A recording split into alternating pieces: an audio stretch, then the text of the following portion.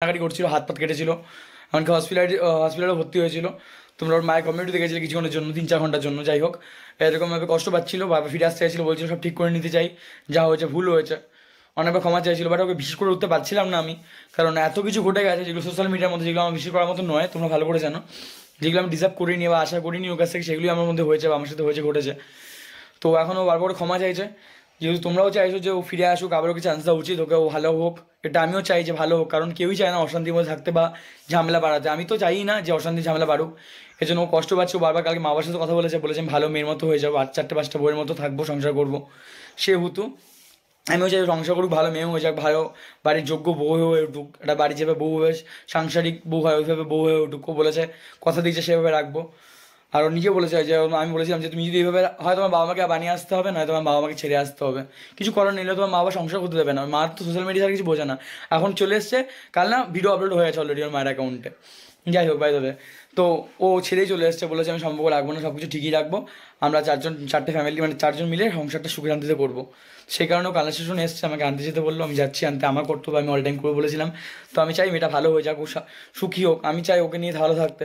তোমরা আশীর্বাদ করো যেন সংসারটা ভালো হোক। আমি চাইনি অশান্তি ঝামেলা, আমার আর ভালো লাগছে না। প্লিজ রিকোয়েস্ট তোমাদের কাছে একটাই, ভগবানের কাছ থেকে একটুখানি প্রে করো আমাদের জন্য, সংসারটা খুব ভালো হোক, মেয়েটা যেন ভালো হয়ে যায়, মাথায় একটুখানি বুদ্ধি আসুক। ওর মাথায় কোনো বুদ্ধি নেই। ও রাগ করলে রাগ করুক, পরে ভিডিওটা দেখলে রাগ করবে কিনা আমি জানি না, বাট ওর মাথায় কোনো রকম বুদ্ধি নেই, সেন্স নেই। ওর মাথায় যে কী কাজ করে না করছে করে ও নিজেই জানে না, এর জন্য কপালে দুঃখ না আছে। যাই হোক, বাইদাবে এখন চলে এসছে, আমি আনতে যাচ্ছি, তারপর ওকে দেখাচ্ছি, চলো। তোমাদের রিমি ফিরে এসছে, এতদিন আমার সঙ্গে দেখোনি, আবার এবার কি দেখতে পাবে না, দেখতে পাবে না, না কিছুদিনের জন্য। এটা যা বলতে বলেছি সিরিয়াস বলবে, হাসবে না। হাসছি না আমি। কার্য তাহলে মজা করছো? আমি আর কি মানছি বলো,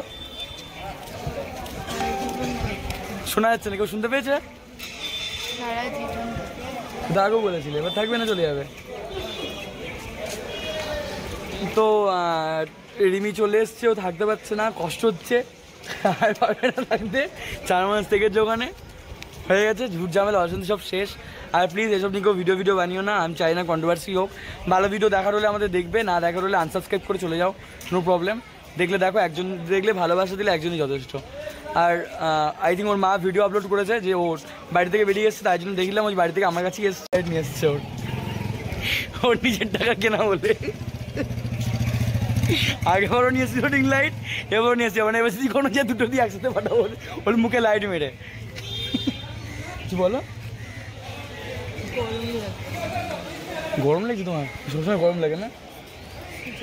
তো যাই হোক, বাড়ির দিকে যাই, এখন ব্যাংকে যাবো, ব্যাংকে কাজ মিটে বাড়ির দিকে যাবো, কি তোমার বাকিটা দেখাচ্ছি, চলো।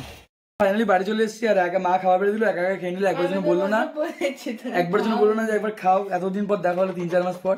যদি দেখো এবার দেখো, একদিন দেখো, একদিন দেখো, সামনে সামনে সামনে একবার নর্মাল কাজের মাস হয়ে গেছে তো আবার এসে, কারণ ওকে আমার ক্যামেরাতে এরকম দেখতে লাগে, ঠিক আছে? এবার দেখে নিলে ও তো আজকেই ফিরেছে।